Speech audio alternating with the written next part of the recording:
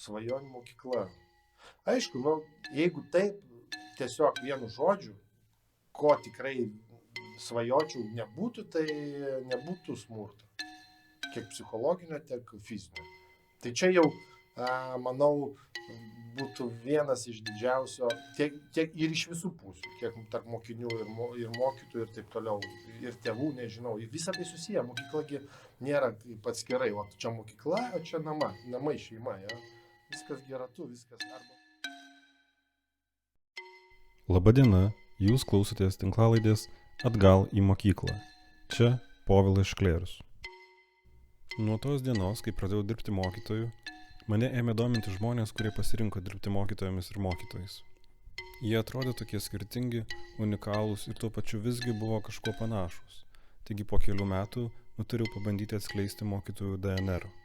Kuo jie gyvena, apie ką mąsto, kuo džiaugiasi ir dėl ko nerimauja. Būtent tai ir išgirsite tinklalaidėje Atgal į mokyklą.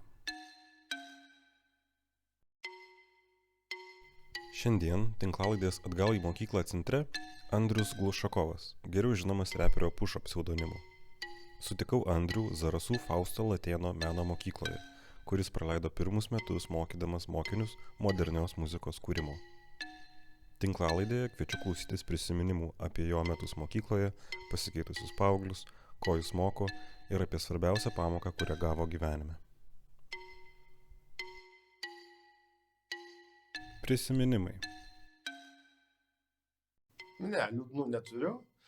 Buvau labai veiklus, energingas mokykloje ir svarbiausiai, kad gimnazijai, mūsų antra klasė buvo gimnazija, kaip tik buvo įkurtos gimnazijos, tai buvo antrokai. Ir 99 pabaigiau, tai sakau, tai buvo naujovė tada, bet buvo gan, sakyčiau, požiūris į visą politiką mokyklos jau toks liberalus.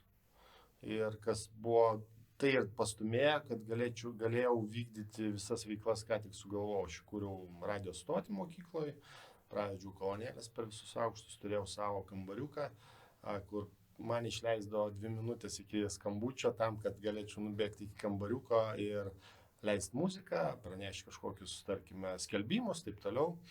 Vesdavau šokius, turėjau savo šiaip šokių breiko grupę, 10-15 žmonių visada laikydavau. Tada buvo suteiktos man sąlygos mini studijėlę pasidaryti irgi. Net su direktorė važiavom į Vilnių pirkti aparatūrą. Tai tik tokie prisiminiai. Aišku, sportas, visa kita, taip kad iš mokyklos turbūt tai ir pastumėjo, kad jau tada, čia 95-ieji, 94-ieji, 95-ieji, 96-ieji, jau tada galėjai daryti tai, ką tu nori, nes tada tos subkultūros atsirado visos, MTV atsirado, keitėsi visa apskritai kultūra muzikinė, tai nuo muzikos keitėsi ir apskritai visa kultūra ir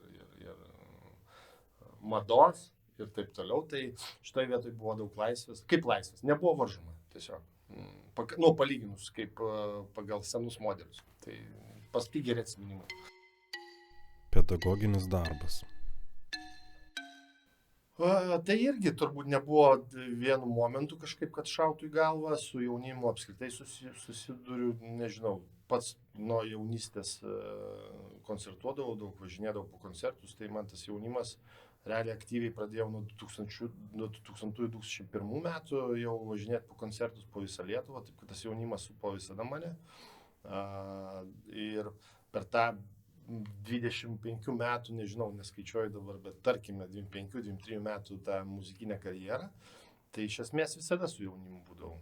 Per tą laiką ir workshopus darydavau, stovyklas darydavom. Apskritai muzikoje tu bendrauji su jaunimu, tai kiek pradedant savo gerbėjais, baigiant, tarkime, su tai žmonėm, kurie irgi nori muzikoje kažką daryti, tą kreipiasi ir tu su jais, kiek gali, turi laiko ir sąlygų, tu su jais dirbi, jiems padedi, bendrauji, tai va taip savaime įsirutuliavo į tai, kad aš gal net prieš covidinius šitos reikalus gal 2018, kada čia 2019, pradėjau Vilniui mąstyti apie būtent modernios muzikos mokymus, mokyklą, akademiją, nežinau, čia kaip pavadinsi, nepagadinsi, nes jau tada pradėjau fantazuoti, galvoti, kaip čia galėtų būti, ieškoti galimybių įkurti kažką panašaus, tik dabar sumažintoj, tarkime, sumažintų variantų yra dabar mūsų meno mokyklai įkurti Vilniuje, nes kadangi modernios muzikos esu tikrai profas, žinau, kas vyksta, kas darosi, kokios technologijos, kaip muzika dabar šiais laikais pritaikoma ne tik akademiškai. Tai šitoj vietoj jau tada galvojau, dirbsiu jaunimu ir gal net pakeis visiškai savo sritį ir grinai tuom užsiim, bet nepavyko įgyvendintų reikalų, bet taip gavosi, kad susiklostė, kad atsidūriau Zarasuose ir Zarasų Fausto Latėnų meno mokyklos direktorė sako, gal pabandom čia kažką panašaus, nes šią idėją irgi iš pokalbio kažkada buvau pasakęs, kad būtų gal visai faina, gal jūs gal turit minčių, norit kažką tokio panašaus pas save ir mes paėmėm ir sukūrėm tą klasytę. Su kuo lengviau, gerbėjais ar mokiniais? Matomai, kad panašiai viskas yra, nes ir ten jauni žmogeliukai, jaunimas nori gauti kažko, nori sužinoti iš tavęs, nori išgirsti, nori matyti tave ir nori, kad tu suprastum juos. Tai čia turbūt vienė visiškai šitos dalykus. Be abejo, mano sūnus yra paauglys, jam 15 metų. Tai šitoj vietoj matau, kad taip, reikia būti kaip jie kartais, bent jau iš gerosios pusės. Nes kitaip čia, jeigu pradėsi kariauti turi būti labai lankstus, aš šitoj vietoj matau, įsivaizduoju, nes kitaip, kaip su manim buvo lankščių net tada, prieš 20 metų, tai aš stengiuosi irgi būti lankstus, bet aišku, turi išreikšti pozicijas tokias, kad tave gerbtų, kad žinotų, kas tu toks, kad tiesiog būtų kaip harmonija kažkokia rasti. O nėra tokio, nei lengviau, nei sunkiau. Aš manau, paauglės, plius minus visi yra vienodi, savo džiaugsmais, skausmais, savo pergyvenimais, su savo gyvenimais, įsivaizduojamais gyvenimais ir tai faina, normalu ir tiesiog reikia šiaip kantrybės, aišku, visur kantrybės. Tai čia be kantrybės, tai čia nesvarbu, ar tai tu pedagogas, ar tu tėtis, ar tu treneris krepšinio, tai čia turbūt nieko naujo aš nepasakiau. Skirtumai. Taip, be abejo, skiriasi.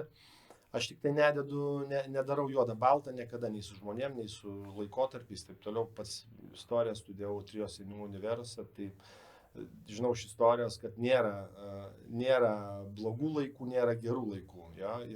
Ir nebuvo, taip skiriasi, bet visur yra panašumų ir aišku didelių skirtumų. Mūsų laikais be abejo buvo, tiesiog betvarkė didelė, tiek posovietiniai sistemai, kol mes tvarkėmės taip toliau, tai toj betvarkiai visko buvo ir čia negali vertinti, vėlgi, buvo visokių etapų paauglystėje ir manau, bent jau ten 9 iš 10 tikrai patyrė įvairių tokių dalykų, kurių dabar šiais laikais nėra, ačiū Dievui. Tai, nes pasikeitė laikai, tada reikėjo būti vis tiek tu įtrauktas būdavo į tą laikotarpį, tą sisteminį, tą tokį laikotarpį, kur, visko, nuo džiaugsmų, bet ir iki smurto tada buvo nemažai ir nėra ko čia slėpti, 95, 96, 94, jeigu tu į kavinę ateini ir kur nors net ginklai kabėdavo pas žmonės, tai, bet tokie laikai buvo. Ir tai buvo norma. Dabar irgi, aišku, to smurto, gal bet daugiau psichologinio labai daug, tos neapykantos patyčių tų, turbūt yra nemažai, kiek šiaip pastebiu šono, ne mūsų aplinkoje turimni, bet matomai apskritai yra. Bet iš kitos pusės dabar jaunimas labai tikrai smart, žingeidus, gal tik tai trūksta kartais būtent jiems, kaip pasakyti, aišku, sąlygos irgi dabar yra, bet vėlgi sunku vertinti, tada sąlygų nebūdavo, bet gal tas ir pastumėdavo viską daryti, kurti. Nes pats susikurdavai savo įrašų studiją, susikurdavai savo aikštelę futbolo, jeigu tau reikia, ten, nežinau, ten ant žolės galėdavai bėgioti, nebūdavo problemų. Tiksliau, žolės, kuri tau iki kelių. O dabar yra sąlygos, bet aš nežinau, čia sunku vertinti, čia gal sociologai labiau galėtų kažkaip įvertinti tos visuomenės skirtumus, bet man dabar aišku keista, kadangi sąlygos tikrai yra puikios, daug visko, imk nors daryk, ir Zarasuose, nežinau, 3 teniso kortai, ten 2 futbolo aikštelės, Kašės aikštelė, nežinau kiek. Tarsi sąlygos tikrai sportui ar ten kultūrintis veikti dabar, tarsi šiaip sąlygos savyraiškai, bet kažkaip jos reikia tampyti labiau. Tai gal tas ir yra, kad kadangi yra sąlygos, reikia labiau visgi juos pastumėti ir nepatingėti, visgi su jais padirbėti, kad jie norėtų atskleisti savo talentus kažkur. Jie tikrai visi turi talentus, tik ne visiems sąlygos sudaromos, bet tos sąlygos ne jau turime techninės, o gal labiau psichologinės ir aplinkos. O tada atvirkščiai kažkaip psichologiškai norėdavai daug ką daryti, aš nežinau, lankiau 3 būrelius, ten sporto, muzika, viskas, nežinau, belenkur, ten šoki, dainuoji, važiuoji visur, nes nebūdavo sąlygų, tau skanu būdavo, čia matyt kaip su maistu, aš nežinau, jeigu daug ledų tu pastoji turi, tai tau jie neskanus, bet kai tu gauni porciją kartą į mėnesį, tai gal tau ir skanu. Aš gal taip žiūrėčiau iš filosofinės pusės, tai vat gal toks skirtumas. Modernios muzikos kūrimo studija. Dauguma yra lankantis jau meno mokykloje kažką, su muzika jie yra susiję. Jo, tai ar tai groja, ar tai dainuoja, tai, tarkime, 80%, ja? Nes jie jau susidūrė su muzika ir tiesiog nori, aš kaip suprantu ir kaip matau, savo jau tas žinias jau permesti, perteikti, perfiltruoti ir išbandyti ant naujų technologijų ir ant šiuolaikinės muzikos kūrimo būtent. Tai kiti tiesiog labai domisi muzika. Yra, tarkime, melomanai tokie, tarkime, daug jos klausosi ir irgi nori bandyti suprasti, kaip kuriama muzika šiuolaikinė, kokiais instrumentais, kokiais įrankiais, tiksliau ne instrumentais, kokiais įrankiais ir ką jie klauso, kas jiems patinka, kaip tai padaroma yra. Ir tai ir yra iš tikrųjų tokia viena iš esmių šitų mokymų, kad tai supažindinti su tais įrankiais, kaip dabar daroma šiuolaikinė muzika, kodėl jinai tokia, kodėl jinai taip skamba, kodėl tokie stiliai, kaip stiliai atsirado. Aš daug labai šneku apie apskritai muzikos istoriją, šiuolaikinės muzikos istoriją, kuri, galima sakyti, prasideda nuo bliuzo, tarkime, jo nuo kokių ten, nežinau, 1930 grubiai, tarkime, jo, tai galima sakyti, šiuolaikinės muzikos yra startas. Tai kaip jinai vystėsi, kaip stiliai vystėsi ir tai nuo to aš, aišku, pradedu kalbėti, kad tu suvoktum, ką dabar klausai ir girdi per radio stotis ar televiziją ir Spotify ar kažkur, tai kaip atsirado ta muzikos, kad tu kurdamas nebijotum, tarkime, lysti į praeitį, grįžti prie bliuzo, prie funko, prie disko, tarkime, prie rock'n'rollo, prie roko, prie bet ko, kas būdavo anksčiau, nes tai ir yra paseka, kas dabar yra kuriama. Taip atsirado hip-hopas atsirado teisingai iš ten funko, disko ten iš funko, funkas iš rock'n'rollo, rock'n'rollas iš bliuzo ir mes grįžtam visgi prie bliuzo, jeigu tai pradedam. Tai vat, tai aš jiems noriu, nuo to pradedu aiškinti, kad jie suvoktų apskritai, kas ta muzika šiuolaikinė yra. Tada, aišku, prasideda mokymai apie jau inžineriją garso.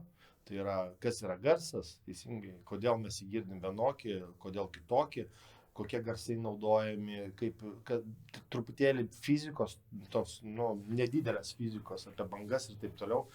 Tai ir kad irgi suvokti, kas yra dažnis, teisingai. Ir tada mes einam jau prie tokių įrankių, kaip mes dirbam su Cubase.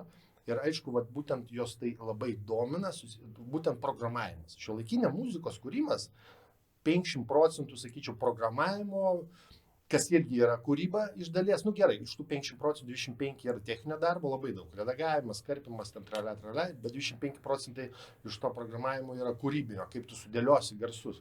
Ir aišku, 50 procentų, sakyčiau, jau tavo kūrybos, kaip tu groji, kaip tu dainuoji, kaip tu tą melodiją sukuri ir taip toliau. Aišku, dabar daug įrankių, kur tau nereikia nieko kurti, bet čia palikim tai, tarsi čia lengvėjai keliai, tai aš mokau, kad tu pats galėtum kurtas melodijas, susikurti teisingai ir jas turėti, nes pasiimk kitas melodijas, jo, ar ten suprogramuotas ten algoritmo kažkokia, tai čia easy šiais laikais, bet čia gali ir namie, tai tiesiog sėdėdamas, nosį krapštydamas tai daryti. Bet šitoje vietoje mes bandom kažkaip, kad tu pats kurtum, pats dėliotum, pats darytum, pritaikęs šiuolaikinės technologijos. Ir tai jiems irgi labai patinka, nes jie tiesiog jaučiasi kaip namie, sėdėdami gamindami. Aš sakyčiau taip, iš dalies, nes jie pagauna ir azartą, jie tada, kai pradeda dėlioti tos garselius, žais su tais garsais, o va, čia tas gaunasi, čia tas nesigauna, jiems reikia matyti visgi, jo, tos technologijos irgi jiems labai artimos. Kokią muziką kuria mokiniai? Dabar pirmi metai buvo, tai jaunuoliai tiesiog gal labiau eksperimentavo. Aš nes ir duodavau tokių užduočių, kur nesvarbu kokiam tu stiliui darai, svarbu man tu suprogramuok, tarkime, ritmą, ja, nesvarbu kokiam stiliui.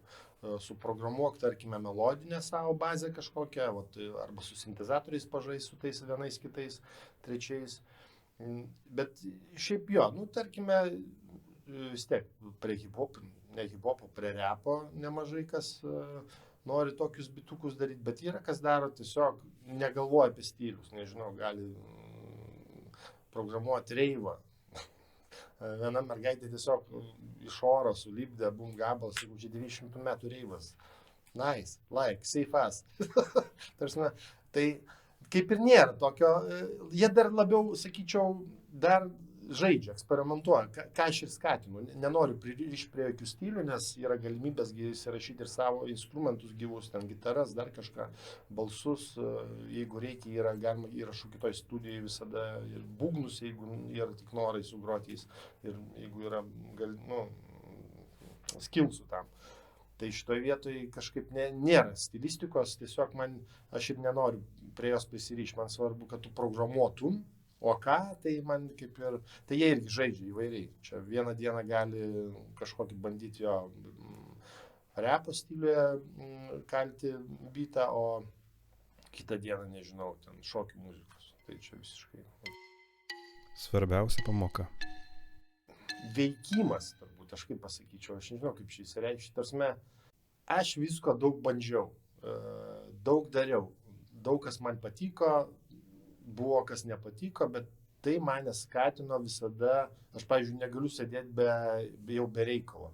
Tai aš esu kūrėjas, pas mane 250 dainų yra autorinių sukurta, dar kokį 500 neautorinių ir dar 300 išmesta iš šiukšliadėžę. Tai, bet mane tai turbūt padarė mane tokiu, tai, kad aš visada kažką darydavau, nebūtinai kurdavau, bet veikdavau. Tai va tas, nežinau kaip pasakyti, tai ir skatino, ir aišku tos klaidos, bet nebijojimas bandyti, žiūrėti, išbandyti, susižiūrėti ir tau susidėlioja tada vaizdelis, kur tavo skillsai, kur tavo jų nėra, gal tau čia ne tau, gal nereikia to daryti, bet tu išbandai. Tai aš nežinau, man tai turbūt, tai toks žingeidumas, sakyčiau, gal jisai taip. Nes sąlygos tai čia visada nėra jų, tai tu gali susikurti, yra, tai valio, kažkaip, nežinau, aplinka irgi, aš nuo aplinkos labai, aš pats aplinką susidarydavau taip, kaip man atrodo, ir aš pats darydavau tą aplinką, kaip aš noriu ją matyti. Jeigu aš noriu įrašų studijos, aš pasidarau įrašų studiją, jeigu aš noriu, nežinau, dabar irgi ten kokius nors kursus susirašau, tai aš ir einu, randu to laiko į kokius nors kursus ar seminarus, dar kažką. Tai aš nežinau, tik pats. Niekada nedėjau, vilčių į kitus žmonės. Aš sėmiausi daug informacijos, daug, nežinau, motyvacijos iš kitų žmonių, tai čia kas be ko. Tai padedant mokytojais, baigiant ten tėvais, draugais ir žmonėm, kurie tau yra ten, tarkime, kažkas ten, darantis įtaką, bet tie normalūs darantis įtaką, nes tada Instagram net nebuvo. Dabar iškreiptas tas žodis yra darantis įtaką. Tai va, bet šiaip tai visada remiesi savim, bandai, darai ir pargriūnė, atsistoji, vėl varai, vėl darai, vėl patiko kažkas toliau, tai lavini, nepatiko, next. Tai va taip, aš nežinau, va tas turbūt dalykas, aš nežinau, kaip čia paaiškinti. Bet kažkaip negalvoji, kad tau kažkas atneš, paduos, ten pasakys, gal tu tą daryk ar ne. Niekas man niekada neaiškino ir visada kažkaip aš pats nuspręsdavau, ką aš noriu, kas man patinka. Dėl to ir darau, kas man patinka. Aš nežinau, turbūt taip yra, nes darau tik tai, kas man patinka. Nesakau, kad tai lengva, bet man kas lengva irgi nepatinka. Tai aš Pašaukimas. nežinau. Ta žodis toks pašaukimas sudvasintas labai, ja? Aš sakyčiau, tarkime, kunigas, jo, pašaukimas, mokytis, pašaukimas, medikas, pašaukimas. Toks labai sudvasintas, kad ne kiekvienas gali būti faktas, bet ar tai pašaukimas, žiūrint, ką laikom pašaukimu, jeigu taip iš filosofinės pusės arba iš stereotipinės pašaukimas, tai tik gali daryti tai, kas tik gali tai daryti, tarkime, ja? Bet irgi tai nieko nepasako iš esmės. Bet tai gali daryti tai tie, kas turi tam gabumų. Tai kas yra gabumai, tai be abejo mokytojas, tai visų pirma tik stipri asmenybė. Ypač šiuolaikinis mokytojas. Gal anksčiau, dar ten prieš 20-30 metų nešneku, kai anksčiau, kai ten galėdavai tiesiog stumdyti laiką. Būdavo tokių mokytojų, kurie tiesiog stumia laiką, tu tiesiog sėdi ir nesupranti, kad čia reikia pamoko šito, nes tavo tiek neįdomu. Ne dėl to, kad neįdomus dalykas, dėl to, kad visiškai neįdomu. Ir tu matai, kad žmogus ieško tiesiog kaladėlės galvoj stumdo. Tai visų pirma, taip, tai tikrai stiprus žmogus turi būti ir žinantis, kad to nori.